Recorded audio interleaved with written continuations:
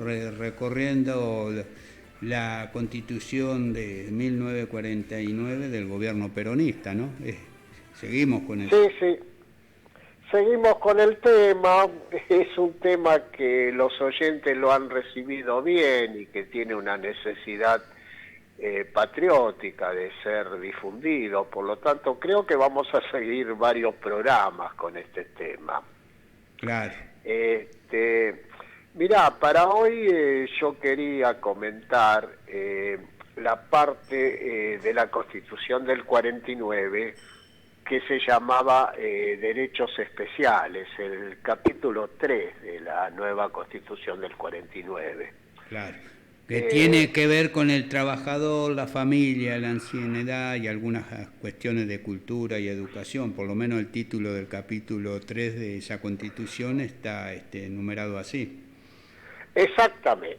Desde el punto de vista técnico, es un cambio sustancial con relación a la Constitución de 1853, producto de una idea distinta, ¿no es cierto?, que también los derechos especiales, o sea, los derechos de los habitantes, tienen que tener rango constitucional con determinaciones específicas, ¿viste? Vos sabés que en este tema, en realidad hoy en casi todas las constituciones, de una o de otra manera, están consagrados los derechos. Pero una cosa es consagrarlo literalmente, o sea, poner un texto, y otra es hacerlos efectivos. El tema que fue un momento histórico en que lo que se escribía en la Constitución de una o de otra manera estaba muy cerca de llevarse a la práctica y en algunos casos se llevaba a la práctica. Por ejemplo, nosotros ahora la Constitución también dice derecho a la vivienda. Claro. Y te dicen sí, pero eso es programático, no quiere decir que sea efectivo. Y bueno, fue un momento en que no era solo una cláusula programática, o sea, una aspiración para el futuro, sino que era de realización efectiva, ¿viste? A ver, un segundito. ¿Cómo, Gaucho?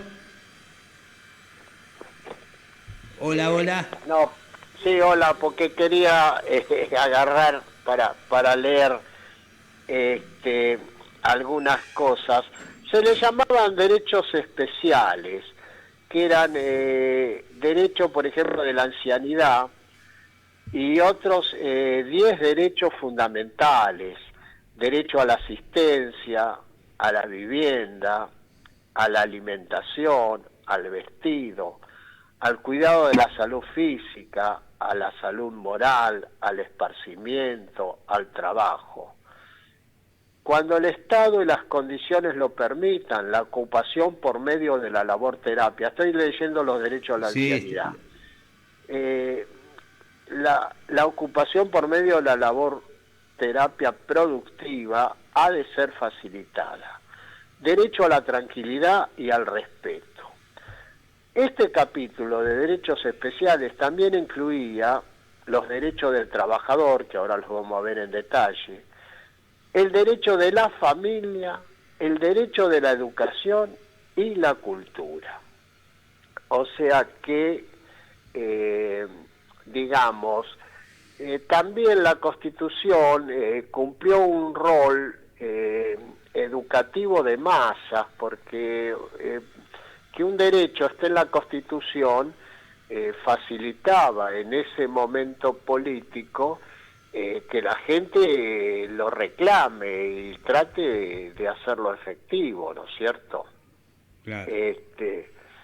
Tiene desde ese punto de vista importancia. Vos sabés que la ley nunca crea la realidad.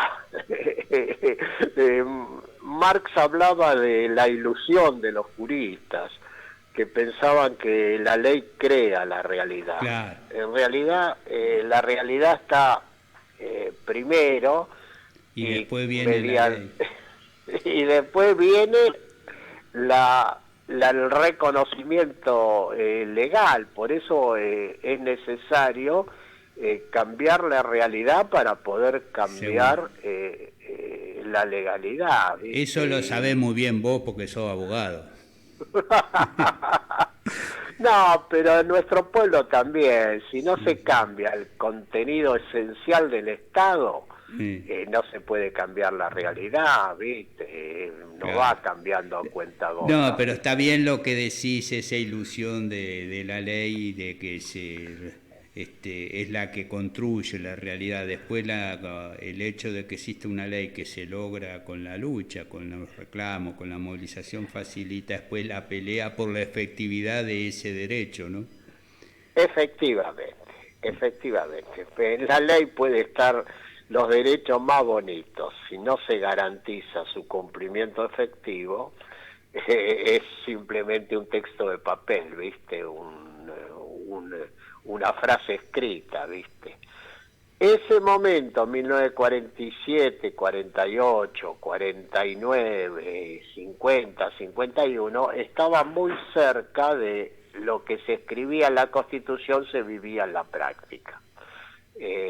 Por eso está olvidada, o Claro. sea, entre otras cosas, la Constitución tiene dos partes, tiene muchas, pero digamos, tiene esta parte que es la que vamos a ver hoy y la que vamos a ver en la próxima charla, que hace al ejercicio efectivo de la soberanía con el artículo 40, la nacionalización del subsuelo, la minería, la nacionalización de los servicios públicos. Pero eso lo vamos a ver en la próxima. Ahí va, avancemos con lo de hoy. Porque esa Con segunda parte, disculpa Gaucho, es importante porque Perón, y se expresó en la Constitución, nacionalizó los servicios públicos, estaban en manos de monopolio y privada, porque hoy tenemos una situación cerca de esa situación que vivía, porque se vencen muchas de las concesiones que había otorgado el menemismo a los monopolios privados, ¿no? Que sería una oportunidad para el Estado de recuperar eso. Sí, una oportunidad. Lamentablemente, la hidrovía, se llama hidrovía, pero en realidad es la soberanía sobre los ríos, sobre el Paraná, sobre la navegación. Vence ahora en abril la concesión a la empresa que la explota en forma privada. Y el gobierno, bueno, en agosto resolvió bien por la creación de una empresa estatal que maneje la hidrovía, y ahora ya con el discurso de anteayer quedó claro que van a dejar de lado ese proyecto de una empresa estatal y quieren ir a una nueva concesión para darlo nuevamente a empresas privadas. O sea, dieron marcha atrás, un retroceso. Un retroceso, se está perdiendo una oportunidad histórica, y al mismo tiempo no pueden de aquí a fin de abril hacer una licitación internacional tan complicada como anunció el presidente, y van a prorrogar la que está, porque eso es así, hay una lucha feroz, entonces prorrogan la que está y hasta que más o menos acomodan los patitos con los distintos monopolios imperialistas que se están disputando nuestra patria, ¿viste? Está bien, avancemos sobre este tema porque se nos va el tiempo, Gaucho. Bueno, mira, en los derechos del trabajador es muy importante, estaban enumerados aparte. Yo tengo dificultades de lectura, a ver si ahora puedo. Bueno, artículo primero. El trabajo es el medio indispensable para satisfacer las necesidades espirituales y materiales del individuo y de la comunidad. El trabajo es la causa de todas las conquistas de la civilización y el fundamento de la prosperidad general. De ahí que el derecho de trabajar debe ser protegido por la sociedad, considerándolo con la dignidad que merece y proveyendo la ocupación a quien la necesite.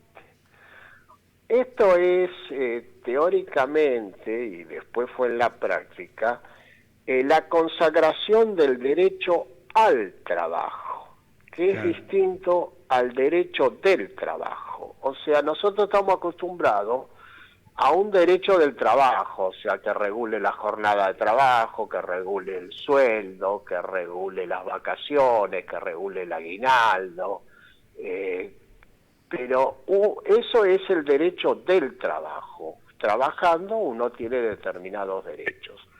Pero acá se incorpora, aparte del derecho del trabajo, el derecho al trabajo, cuando la Constitución dice que es un derecho, de ahí dice que el derecho de trabajar debe ser protegido por la sociedad. Es lo que se conoce como derecho al trabajo. Muy bien, está claro que todos tienen derecho a tener un trabajo. Claro, en un momento en que había plena ocupación en el país, ¿no? Plena ocupación, se consagró. Y después, filosóficamente, es muy importante la primera parte, porque dice que el trabajo es un medio indispensable para satisfacer necesidades espirituales y materiales del individuo y de la comunidad. La causa de todas las conquistas de la civilización.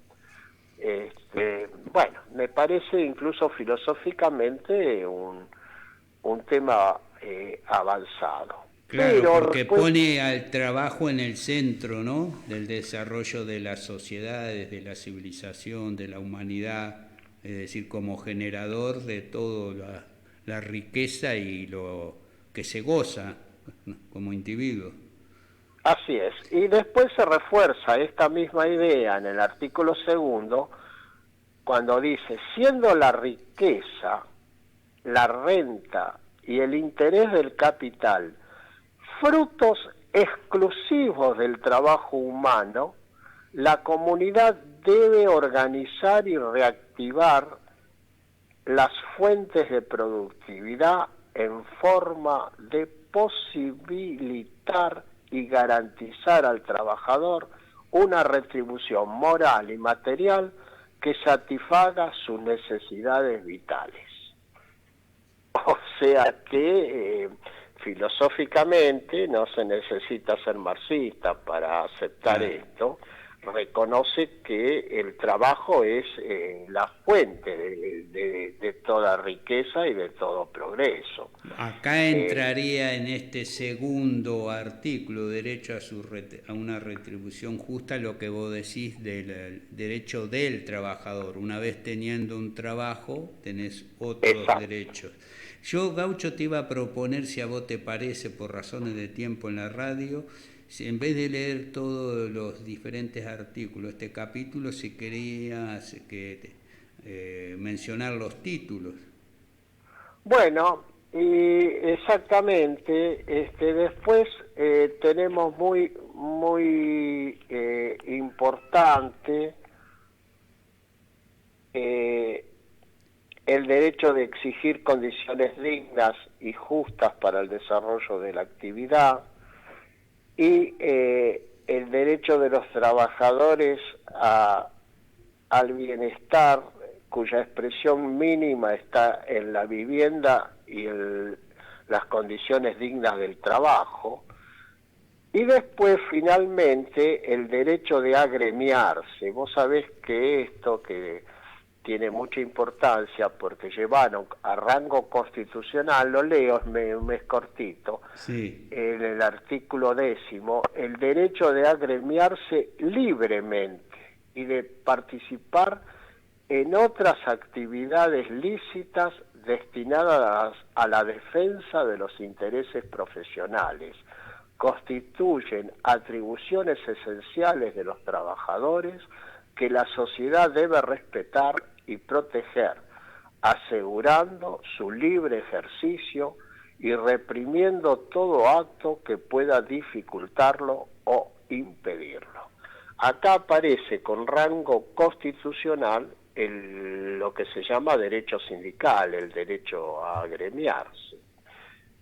Fue un avance importante con relación a digamos, las etapas donde para hacer un sindicato tenías que enfrentarte con el Estado y con los patrones, porque las dos cosas querían impedirlo. Claro, no, sí, muy importante este último tema. También debemos decir lo que le faltó para ser justo. Te digo, la nobleza obliga, que la Constitución del 49, la Constitución peronista, no aseguró o no garantizó, no mencionó el derecho a huelga de los trabajadores, que tiene que ver con la autonomía, con la independencia de los trabajadores, del Estado, de los patrones, el derecho de llegar a la protesta y a una huelga. Que vos sabés que es la medida clásica, tradicional y primera que tienen los trabajadores para pelear su derecho, ¿no? Hacer un paro. Bueno, mira, sobre eso te voy a contar una anécdota. Yo con los años que tengo tuve el privilegio de preguntarle a Sampaio por ese tema. Nosotros en la Facultad de Derecho La Plata, yo en aquel entonces era un dirigente estudiantil, organizamos con Arturo Sampaio un curso sobre la Constitución del 49. Y le preguntamos, bueno, pero el derecho de huelga no estaba en la Constitución. Efectivamente, el derecho de huelga no estaba en la Constitución del 49, como vos bien decís. Y Sampaio nos contestó con argumentos que son para pensar. Dice, bueno, pero no estaban prohibidas las huelgas. Y lo que no está prohibido está permitido. Desde el punto... Bien, un tema. Y después nos dijo, mire, pero huelgas hubo. Y las huelgas en general fueron resueltas con digamos, acuerdos del Estado con los reclamos de los trabajadores.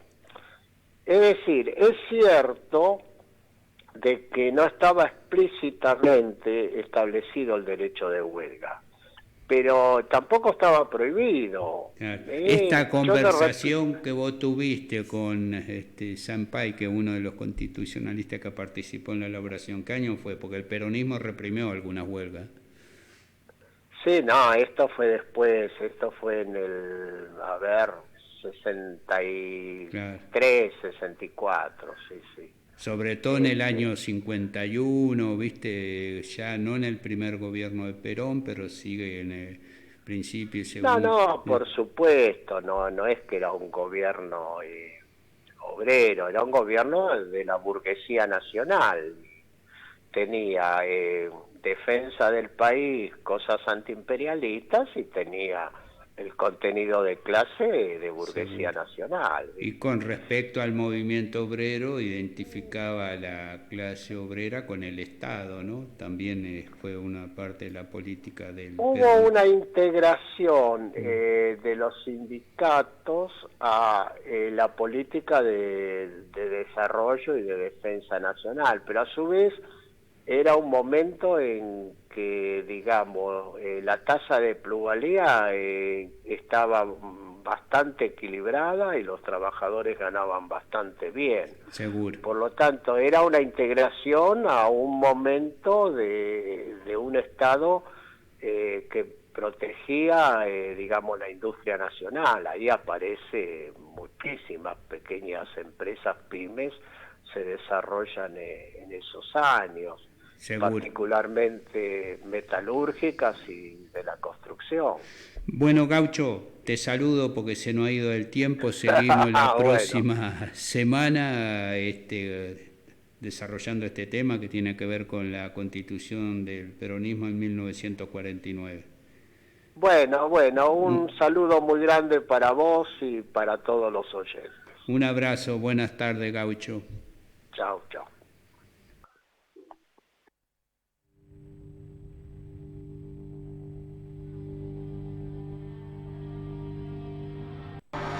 No, I turned wrong, left your heart torn.